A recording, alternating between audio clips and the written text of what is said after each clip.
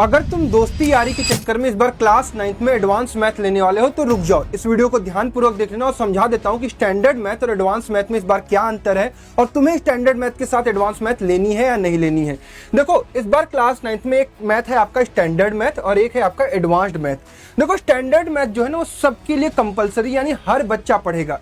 Advanced math optional है, अगर आपकी इच्छा है तो आप पढ़ सकते हो और अगर आपकी इच्छा नहीं है तो आपसे उससे कोई मतलब नहीं रहेगा।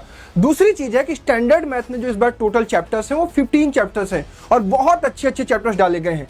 और एडवांस्ड मैथ की अगर मैं बात करूं तो 6 चैप्टर हैं और ये 6 चैप्टर 11th और 12th से उठाकर डाले गए हैं। आपके स्क्रीन पर दोनों टाइप के चैप्टर्स दिखाई दे रहे होंगे।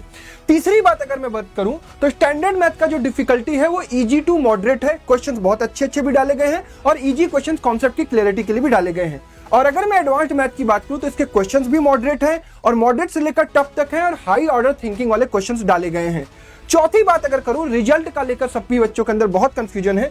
इसका रिजल्ट आपके रिजल्ट पर दिखाई देगा, यानी ये पेपर दोगे इसको पास करना कंपलसरी है। और इस बार ये भी ध्यान रखना है कि आपको 33% थ्योरी में भी लाना है और प्रैक्टिकल में भी लाना है, कुल मिलाकर नहीं। अलग थ्योरी में 80 में से 33% यानी 27 नंबर के आसपास और आपके 20 नंबर में से भी आपके पास अप्रोक्सीमेटली 6 नंबर के ऊपर आपके पास स्कोर आने चाहिए।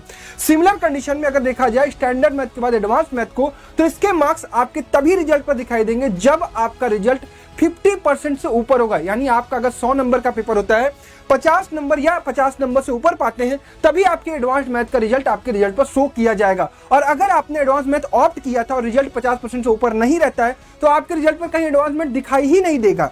और पांचवा बात यह है कि इसका यूज आपके अगली क्लास में प्रमोशन के लिए किया जाएगा। अगर आप पास होंगे तभी आप अगली क्लास में जा पाएंगे, अदरवाइज आपको मैथ का पेपर रीपेपर देना पड़ेगा।